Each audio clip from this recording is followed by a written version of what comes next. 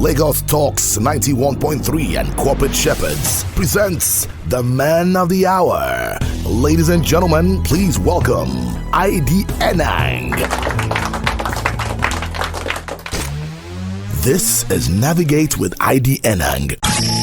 This is Navigate with ID, brought to you by Corporate Shepherds. Welcome, my dear friends and very distinguished listeners. It's Navigate with ID. This is your business school on radio. Friends, I am so excited. You'd imagine it's like getting a lid of a bottle of ice cold, ice cold refreshment. I'm not giving the brand some exposure this morning, but it's one of my favorite brands. And those of you that know me will definitely attest to what it is. So just in case you might be wondering, what is this program about? It's a business school. We are basically running on a theme for the month, which is about the execution mindset. Last week, we opened the vista of conversations with how you think will shape what you achieve. And this week, riding around the same theme, we're looking at the subject of marketing, the engine that drives growth, basically focusing on execution, the discipline of getting things done. This is from a standpoint of visibility, influence, and impact.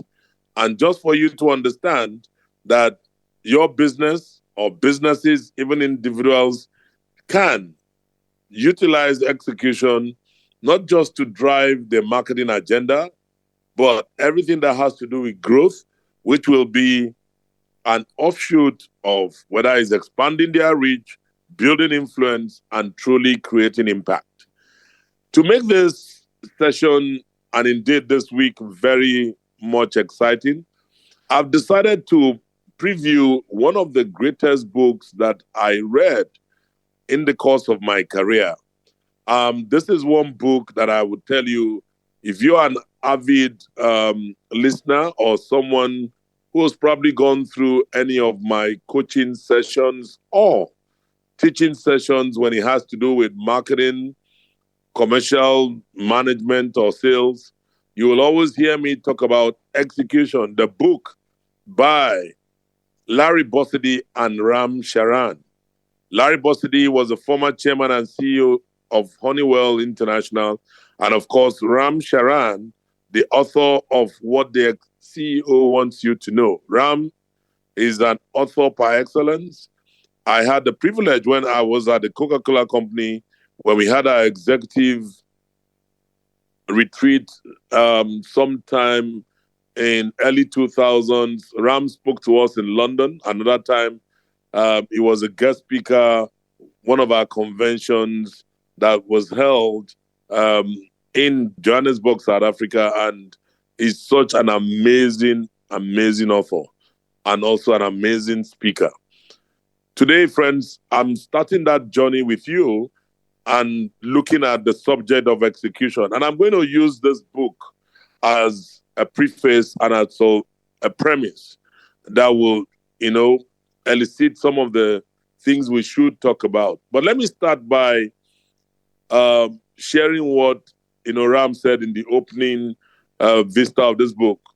Of course, the first thing he wrote there was trying to get the definition of execution, and it's a noun. And in many cases, it is pronounced execution.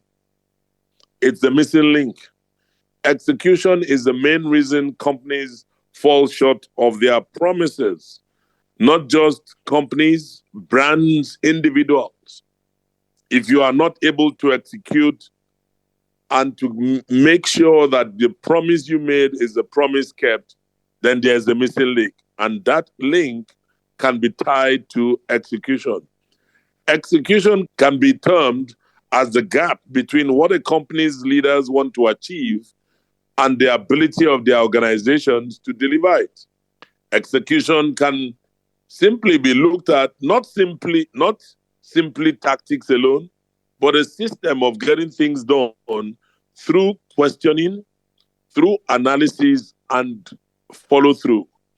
If you are an avid golfer, you'd understand what it means to follow through. When you take that shot, it's important that when the ball takes flight, your club and indeed the stance you take must be able to follow that shot all the way through. It's called follow through. In business, in marketing, execution is not just tactics, it's a system of getting things done through questioning, through analysis, and of course, through follow through. It's a discipline for meshing strategy with reality, aligning people with goals, and achieving the results that are promised. Like I said, a brand is a bundle of promises, and the promises must be kept. A central part of a company's strategy and its goals, and the major job of any leader in business, is to do what? It's to execute. Execution is a discipline requiring a comprehensive understanding of a business, its people, and its environment. What else could I term as execution? Coming from this very solid foundation of knowledge, it's the way to link the three core processes of any business: the people process, the strategy, and the operating plan together to get things done on time. And it was all of this encapsulated that got Larry Bossidy and Ram Charan to put together this beautiful book, Execution, The Discipline of Getting Things Done, way back in 2002. That would be some 23 years ago. Like I recall, like yesterday, when then I was at a Coca-Cola company. I was country manager in Kenya. And when I came back into the country to take on the role of a chief of staff, I had the privilege, as general manager and chief of staff, to drive certain elements within the business, working for the president. That's the Coca-Cola president at the time. Now, I was a great fan of Ram Charan, and so kind of, took in a lot that I read from this gentleman. And after I met him, I became a bigger fan. Friends, I'm not telling you what it is or what should be. I'm telling you what it truly is. Execution is the discipline of getting things done. And if you doubt it, well, you'll probably be missing a lot in your plate and in your time. I hope you go with me as we step in to look at aspects of this beautiful subject. And I'm hoping that as we take it within the building blocks, as Ram and Larry called it, there are building blocks of execution. You'll be able to understand it. I mean, for the purposes of Navigate with ID, it's a business school. I will not be able to delve into everything.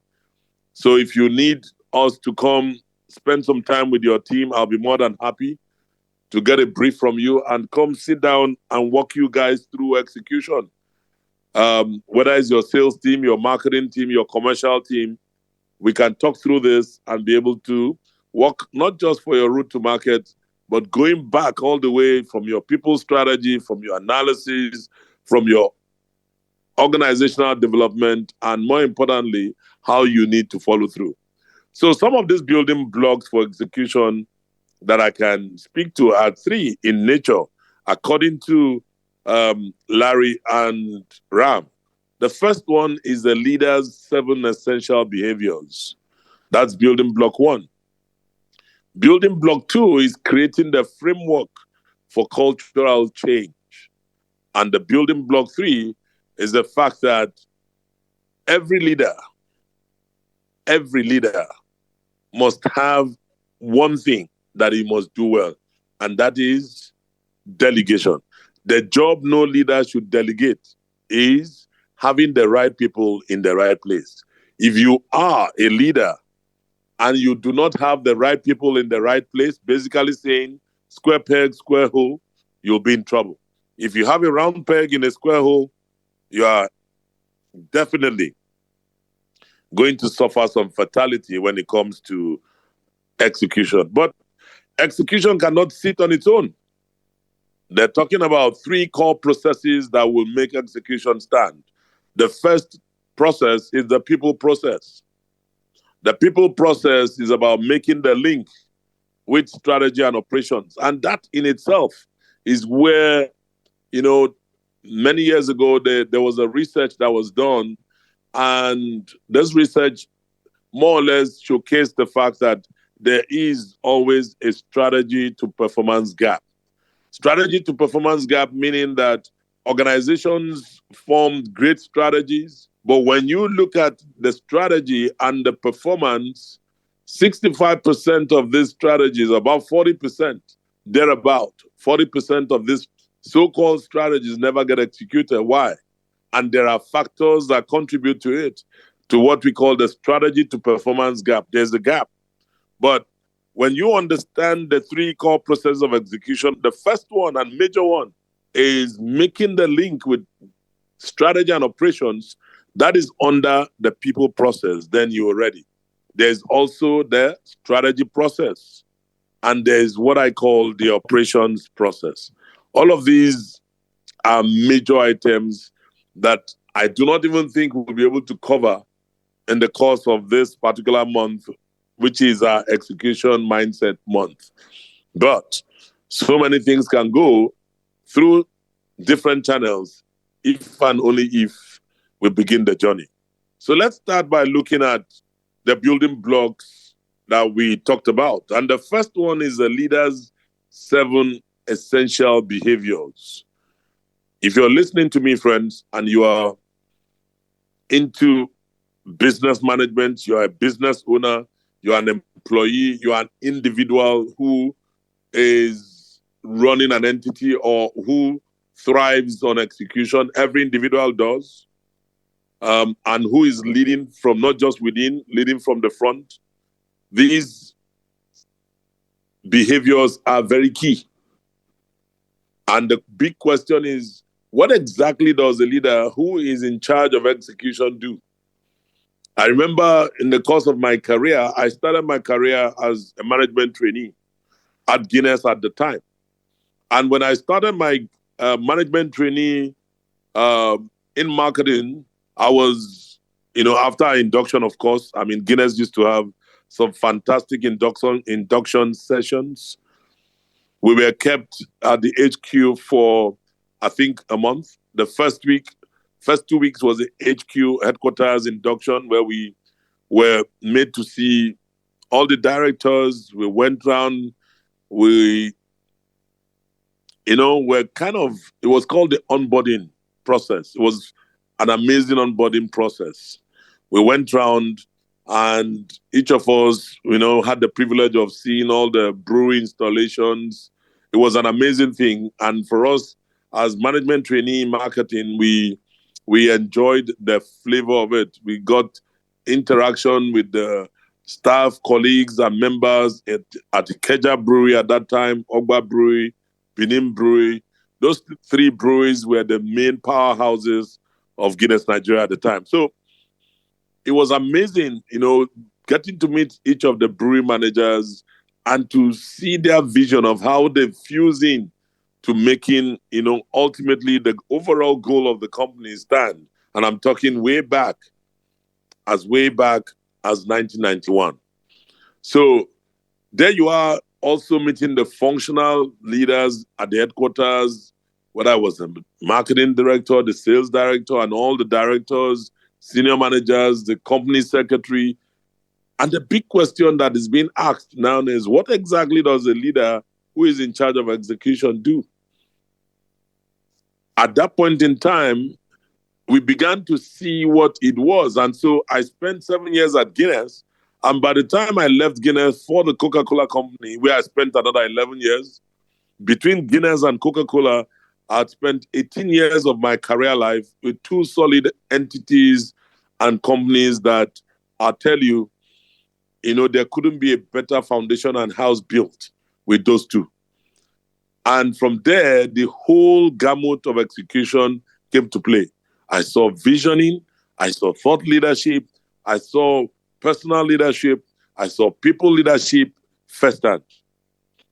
Now, one of the things that you would ask yourself, going from that question I asked about what exactly does a leader who is in charge of execution do, is how does that leader keep from being a micromanager, caught up in the details of running the business? And that's why we want to step into these 7 essential behaviors, courtesy of Larry and Ram. They form the first building blocks of execution. If you can take these 7 behaviors and throw them into your kernel of work or ways of working, trust me, you'll be a first-class leader, business operator.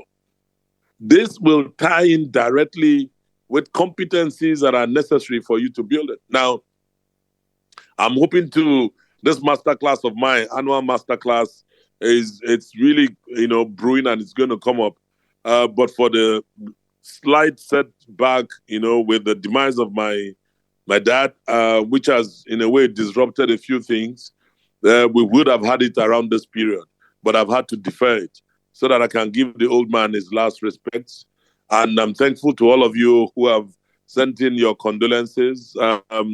Grateful for his life, grateful for what he's done. And I'm grateful, more importantly, for this opportunity to be able to say thank you to all of you, those that have stretched out their warm hands of embrace in cash, kind, and all manner of goodwill. I really appreciate you all, and thank you. I mean, what else can one say? All right, when you have a community of people that truly love you and care about you. So, friends, these essential behaviors are what I call the first building blocks of execution. The first one is know your people and your business. Very key. Very many leaders do not know their people and their business. I'll tell you my own personal stories as I get into unpacking each one. I don't know how we are going to do it, but this is so full and so rich. Feels like I need to have a masterclass on this on its own. Know your people and your business. Many of you out there don't know your people. You don't even know the business you're running. You think you are the boss, you think you are the CEO, you think you are the director, you think you are the senior manager. You are just on a stroll because you don't know your people. The second building block is insist on realism. Be real. Authenticity. Transparency. They all work within the same space. Number 3, you need to set clear goals and priorities. There are many leaders who do not set clear goals and priorities. The word there is explicitness. It's a skill. Most leaders don't have it. I always give this example all the time. And I use my son many years ago, my son, Akanimo, when he was young. And we used to stay back in Nogba. I remember when I get back from work or something and I'm tired, I'll just sit down in the living room there, take off my shoes, take off my socks, and then I'll say, Akanimo, go and bring my, bring my, what I wear, just get it for me from the room, bring it from the room. Then my son, he was about 5 or 6 then, he would look at me and he would then look at me very boldly and say, Daddy, what is, you have not said anything. I said, so what? I've taken off my shoes and my socks. He said, Dad, be clear. My son was just 6 or 7 thereabout. And I'll turn to him and say, are you talking to me? He said, yes, now. When I don't understand what you're saying, he said, go and bring that thing. What is that thing? Now, that was my 6 or 7-year-old son. All I needed to do was to be explicit. Akanimo, get me my slippers and kindly take my shoes into the room. He's a little boy. But because I assume that he sees me, for the most part, doing this all the time, or most times, you come in first place, you just sit down in the living room. I know many of you probably do that, men. Just sit there for a bit and just feel the temperature and the environment, first of all, before you go into shower and take on the rest of the, you know what I mean. My son just said to me, Daddy, I don't understand. Now, fast forward, I now have a little princess who is a 12-year-old. Now, my daughter, I'll say to her, Morenica, go upstairs and bring me my stuff. She will look at me and say, Daddy, what is stuff? What do you mean by stuff? I said, what am I doing now? And what do I need? He said, say it. You have to say it as if she was there. How many years ago when the brother equally said the same? Now, I'm telling you that even now, we tend to get into that space of familiarity and expectation of the people we lead, that they know what our priorities and our goals are. No, don't assume. If you want to be a leader that is in charge of execution, set clear goals and priorities. Speak and be clear. Be explicit. That's number 3. Number 4, follow through. I love this. Follow through. I don't know whether it's an art or science, but I don't know also how true it is. But I hear a lot of people always talk about Mr. President. That's our president. That, I've heard BRF say this a couple of times. I've heard 1 or 2 of his aides say this, that President Tinubu is very good with follow through. That he will follow through on any assignment. He will set the goal, he will follow through. Now, I don't know about his predecessor and if he ever followed through, but what I can tell you, and in terms of follow through, I have an excellent example in my pastor, Tunde Bakare. Follow through. I wish this man was a golfer. He follows through from thick to thin. End to end. Very clear, fantastic follow through. Start something and then you see him take it all the way through. We're going to come into it. We're going to drill down and take a dive into each of these elements. I'm kind of, letting you see and feel the elements. Number 5 building block of execution is rewarding the doers. Oh my world. Many of us do not believe in rewards. Rewards and recognition drive motivation. And once motivation is top-notch, trust me, you'll keep executing. High performance, high productivity is a byproduct also of a system of reward.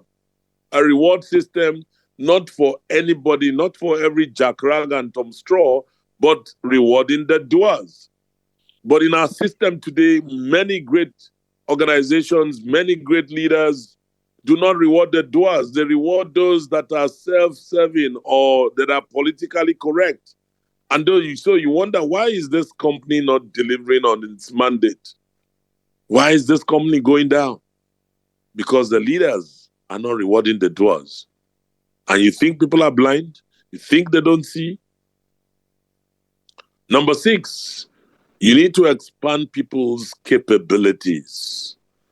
This is where learning and development comes to play. This is where exposure comes to play. I find it rather absurd that companies do not invest in expanding the capabilities of their people. What they always tell you that, we have a training budget. The first thing that is normally knocked off after marketing and after travel and entertainment, if they are looking to protect profit or the bottom line. I'm telling you from experience. Because you'll always be asked, listen, if you've ever been a CEO of a multinational, when the goals are set for the year and the parameters are in place, they're going to tell you your top line and bottom line. You need to protect the bottom line. You're coming in with that operating income, that net operating income that you promised. We don't care how you do it. That's part of your job. That's why we are paid. Just make it happen.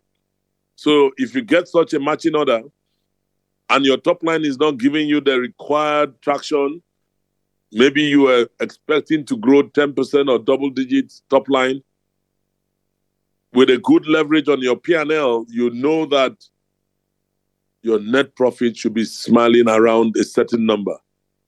So how do you come with that baseline? How do you deliver it? It means you need to do some things in the middle. Part of the things that you need to do is operating expense to make your OPEX very, very efficient. Efficiency will come in how you manage your operating expense. But these days, people would always jump on three things. Number one, they'll freeze travel. Number two, they'll freeze hiring. No more hires. Travel and entertainment, no more hiring. We're putting a freeze on hiring. There'll be a freeze on marketing to some extent. The marketing budget will be pulled back and the funds will be, just a little will be released. And for activities that will generate, we're deceiving ourselves. Who told you that that small money you are putting will generate something that will bring returns for you? I hear you. And finally, they'll look at training. They say, that training budget, all of the people that were going to travel to be exposed in we are cutting it back. They don't expand people's capability. Exposure.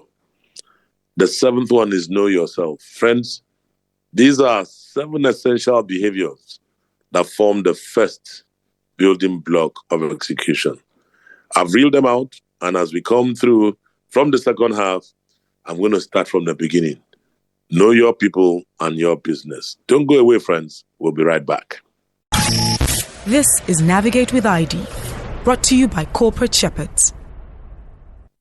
A radio program like no other. Very many people out there who do not even take on any evaluation, just jump in. Oh, my friend says he's making a lot of money. Oh, my auntie says this is good business. The same way you've jumped in, you jump out. Get insights from a seasoned expert. Of course, an angel is an individual private investor, someone who has excess wealth and they'd like to invest in a private business. Talk about your one-stop shop business program. That's the whole essence of having a business school on radio. It's your business school on radio. Navigate with ID right here on Lagos Talks 91.3, airing on Tuesdays and Thursdays from 3 to 4 p.m. And if you need to get across to me, please send an email to contact@navigatewithid.com, or you can also follow me on my social media platforms at IDYENANG. Thank you so much and God bless. This is Navigate with ID, brought to you by Corporate Shepherds. Welcome back, dear friends. It's still Navigate with ID, your business school on radio. Friends, welcome to a world of fun, knowledge, and exchange of ideas and opportunities. Friends, we've been looking at a very interesting subject, and that has to do with execution, the discipline of getting things done. And this is coming off the block, looking at marketing, and looking at our individual lives and looking at our businesses and how we can drive our growth agenda simply by executing. And I decided, to take on one of the greatest books of my own career and time, put together by Ram Charan and Larry Bossidy, titled Execution. And this book spells out the discipline of getting things done. So I'm using that as a précis. Way back in the early 2000s, specifically 2002, I had the privilege, of reading this book, of walking through the motions with it. And I just want to share the practicality of the things shared in there. And if you have a chance to grab a copy, but I'm bringing this to whet your appetite and to let you know that if you want to be counted as one of those who get things done from the standpoint of a leader, you need to have 7 essential behaviors. And I reeled them out in the first half. The first one being, know your people and your business. Second being, insist on realism. Third being, set clear goals and priorities. Number 4, follow through. Number 5, reward the doers. Number 6, expand people's capabilities. And number 7, know yourself. So let's go with the first essential behavior that forms what I call the building block of execution. Know your people and your business. Friends, Ram says leaders have to leave their businesses. Very true. When you find a company that doesn't execute, or in companies that don't execute, the leaders are usually out of touch with the day-to-day realities. Many times when you find leaders with a huge entourage, what that tells you is that they've asked everybody to follow, because if any question or any issues arise, they'll, take a sidebar and call this person to answer. Why? Because they are out of touch with the day-to-day realities. The reason also is because they get lots of information delivered to them. And sometimes it is filtered. It is presented by their direct reports, and those ones add their own salt, pepper, and jarasis, as the palm wine drinkers will say, with their own perceptions, with their own limitations, with their own hidden, subtle agendas that are gathered either by the staff, by the people, and everybody brings his own perspective to the game. It's called the salt and pepper analysis. So you find many times people sitting at the top, they don't have a clue with what is happening day to day because of all this unnecessary filtration. Sometimes when we all tend to blame men that are leading, we tend to say, well, can't he understand what is there? They will screen you. If you have evil men that, cover up, that are your direct reports, you will not, they will screen you from the news. They will screen you from watching. And it's because you've made your life dependent upon them. When such happens, the leaders are not where the action is. They are also not engaged with the business. They are not engaged with the company. So they don't even know their organizations comprehensively, and their people don't really know them. I mean, gone are the days when we used to have opportunities for leaders to interact with the team. I mean, I'm grateful to God for the kind of leaders, bosses, and men that led, showed me the way.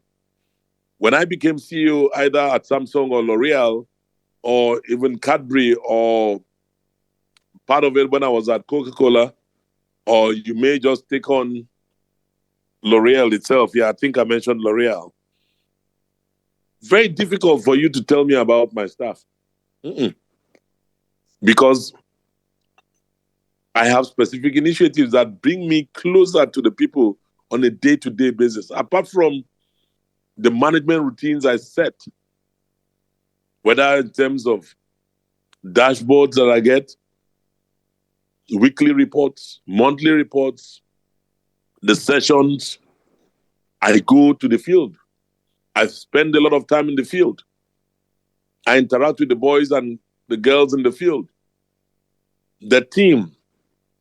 So I do not cross boundaries of my direct reports, but I create opportunities. So I used to have what I called lunch and learn.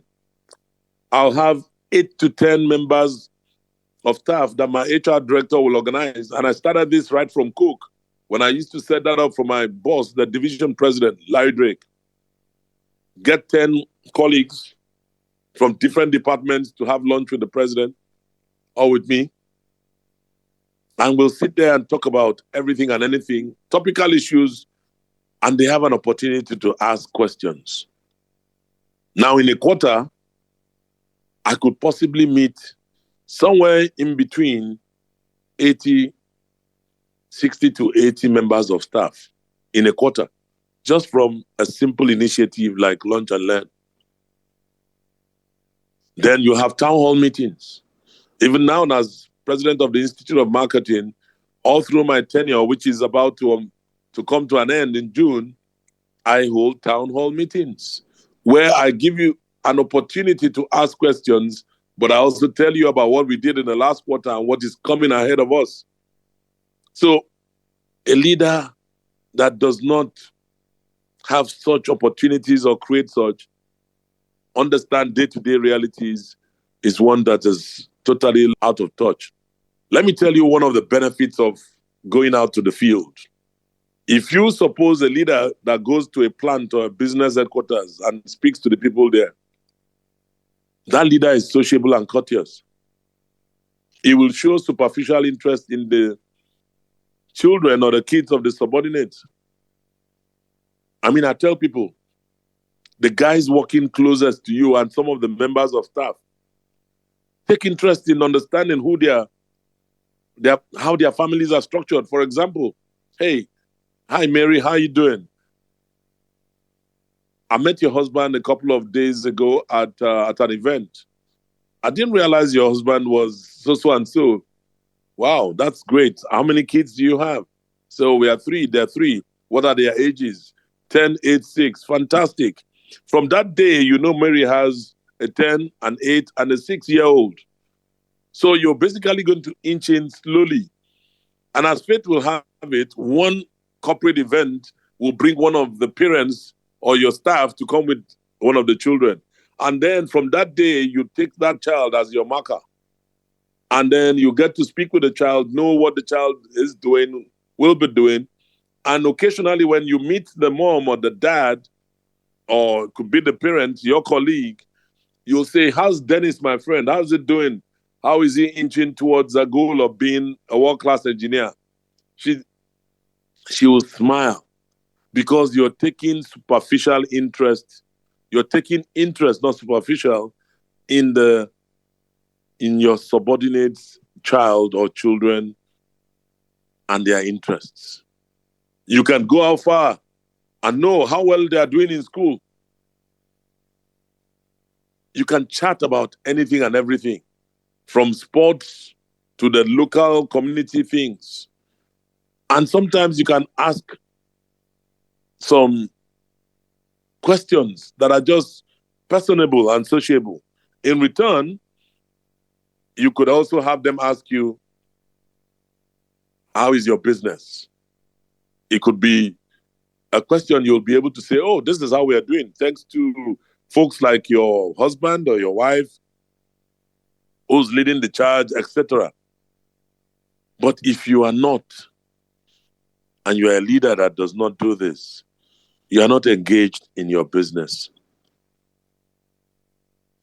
Because whenever this kind of visit is over, some of the managers will feel a sense of relief because everything seemed to go so well and pleasantly.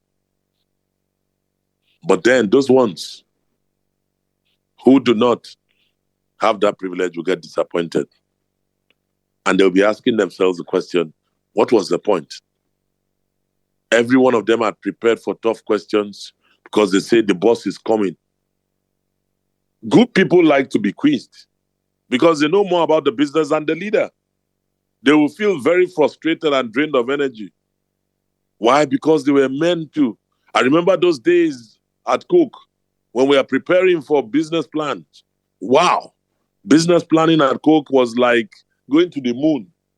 We start as early as March, April. And for me, especially as the strategy or the strategic planning manager or executive assistant to the president, I needed to create the framework and also put all the functions and the function heads together, and in anticipation of how we are going to manage the entire process, the business planning season. You need to come out with the framework that the boss is going to share with the entire organization. I'm talking about, the top leadership and then cascaded. Whenever we get into that point, we always go from bottom up. So basically starting from the functions will go have their own take at it because there are key questions that would have been disseminated to everybody. And part of it also is because we all have our key parameters. This is what we are chasing, guys. It's a double-digit year, double-digit top line, double-digit bottom line, and middle line efficiency. What does that mean? The P&L. Look at your P&L and then come out by function, technical, marketing, sales, commercial, whatever. Everybody comes to the party with their own strategy because we have a top line direction that we need to hit. So the business planning process starts by looking back. Where are we coming from? What is our current reality? Where do we want to hit? What do we need to do to get to where we are going from where we are? And so what are the initiatives that will allow us to deliver this? And at what cost? At what benefit? What are the consequences? What is the risk? What is the opportunity? And how can we leverage on it? Simple. But as simple as it is, you're going to get people work out their backsides. And imagine starting from base, maybe in an April, then the first meeting, you'll have to present. And then the next one, your boss will take it and go into the management meeting to present. And then they will spend 1-2 days with the CEO, with the country manager, with whoever. And when they finish, we all move to the division office in Kenya, in Morocco, or Casablanca, as it were. And then we'll present, and then we'll come back. And then the final one, prepare for the group presentation in London. And when we are done with London, we now prepare for Atlanta. I mean, these were the stages. So imagine for a second, and it does happen, a few times that we get at that very top level where guys have been beaten, battered from the beginning. I mean, in terms of brain work, expecting some very tough questions. You've squeezed every brain and every matter in you. And then we get to this business plan presentation. They would have allotted 45 minutes to 1 hour for each country or region. And some big ones will go first. And when they overstay their welcome in terms of hours, they'll come back and say to you, hey, guys, sorry, we can't give you 1 hour. You guys are going to have to do what you have to do in 30 minutes. That's part of executive presence and executive fiat, if you may, at the top level. Then you're going to ask yourselves, what was the point of all that sleepless nights? Friends, it's exactly the same spirit. Because you are all prepared for tough questions. Why? Because good people like to be quizzed. Because they always know more about the business than their leader. They will feel very frustrated and drained of energy. Why? Because they didn't get a chance to make a good impression on the leader. And the leader certainly didn't make a good impression on them too by cutting the time. The downside also is that the leader hasn't learned anything. So he doesn't know much about Nigeria, or he doesn't know much about the countries that you manage. I mean, many times for me, it's always been a bit crazy. Why? Because apart from managing the country, maybe as managing country, then if you're managing a region, maybe 10 countries, then the boss that's in charge of the group for Middle East and Africa, you need to go up. And if they don't give you that space, that leader, if he has just come on the saddle, has not learned anything. What he's going to wait for is an opportunity to come in the market. When it comes to the market, he's not going to go through all the 10 countries. He's just going to go to one country, maximum 2. And when he does that, all the leaders, each of those countries will come in to make the same presentations. And I can tell you, almost the same kind of feeling and things happen again. Because the big countries will go ahead and the small countries will have less time. Has the leader learned anything? The answer is no. He just looks at, sometimes when you are presenting and you have Gambia, in those days, you have Gambia as one of your markets, and they look at what the output of Gambia is. It's not up to Lagos. They'll just put it aside and say, well, let's focus on Nigeria. Okay, Nigeria, they're looking at what is Nigeria coming with? Why is Nigeria not growing as fast as it should go? Because of X, Y, Z. How do we deal with it? This challenge that is coming ahead of us. Meanwhile, Gambia has its own issues, a country. And nobody's focusing on Gambia because the output of Gambia is not up to that of Lagos. I mean, pound for pound, volume for volume. So the next time the leader makes any kind of prognostications about the company, the business, it may just be odd. But the people in the business will always know better because they will always ask themselves, how on earth could our boss say those things so confidently when he does not have a clue about what is going on in this business? Does that sound familiar? This is know your people and your business. I'm using the multinational framework, even though many of you may just have a local sense. Many times you sit in Lagos and you say, I'm doing business in Nigeria. You're not doing business in Nigeria. You have no clue about what's going on up north. You have no clue about what's going on far east. You have no clue what is going on in the Southwest.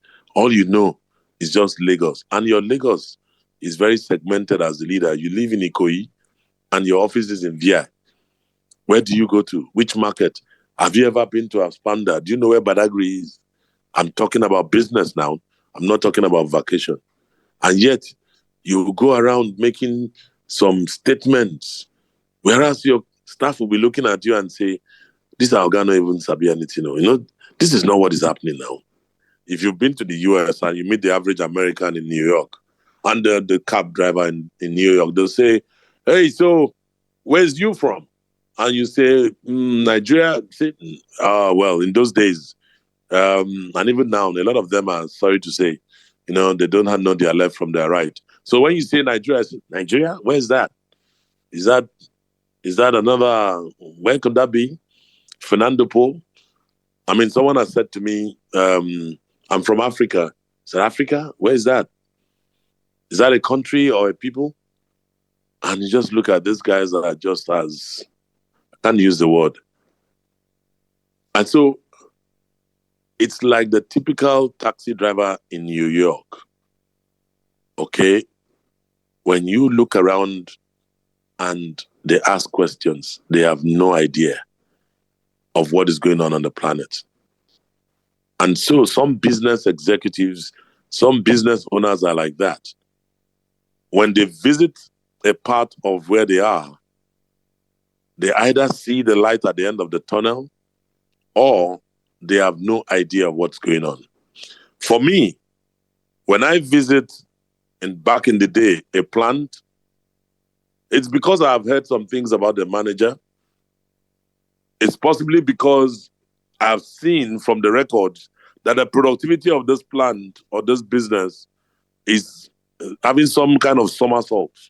What I need to do is confirm by getting into the trade, by looking into the plant, and also visiting and asking the plant manager or whoever, to confirm certain things that I've seen. But then if I've heard that he or she is effective, what I need to do is to reinforce that confidence and ability. And how do I do it? Is by having an in-depth discussion. I know that this person is going to do some great things, but I may have to leave her or him with a couple of thoughts that he didn't have. That's the benefit of a senior coming to visit a younger executive. If I've heard that the person is ineffective, I'll help him make a decision about whether he or she can do the job or not. And what I want to see is that kind of demeanor and what kind of a team that person has. So I may just, well around at questions just to get a clearer, more informed impression. That's what you do when you visit a market as a leader, when you visit a team. Next, I meet with as many people in the business environment, in the plant, in the market as I can. I spend at least half an hour taking them through what I expect and what I think where we should be. Then I take questions. It is from the questions that I sense what type of temperature, the gauge of interaction and engagement between the manager and the people. You can sense from the questions and the dialogue how well the manager normally communicates with his or her workforce. If nobody would ask me any questions, I know it's not an open community. I know that the boss there, that will scare them to death. If people are afraid to ask tough questions like, what is our bonus going to be this year, sir? Then I know it isn't going to be a free exchange. But if they are able to ask, I know it isn't going to be a free exchange. I know that we are going to get granular. And then, of course, in some cases, you would have the union leaders there. Union leaders will hear your story and ask if there will be layoffs. If they are going to be here, union leaders are always hearing rumors. And they will ask you. Customers will help you by also asking some tough questions that the staff have told the customers or the trade. Distributors will say, we heard. Is it true that you are doing this? You're about to lay off people? Is it true that you're about to collapse all the layers? And if it is, tell them. But to avoid it, hold a separate meeting with your distributors Plan a session with the big buyers, the 80-20 rule.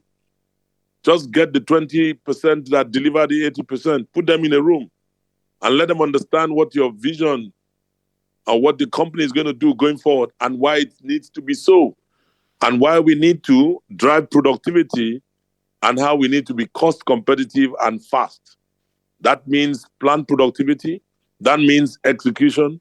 That means a dramatic improvement. This is what I do when I have the privilege, to go in plant to help some businesses, and I'm talking from a coaching standpoint, not just senior management, but the team.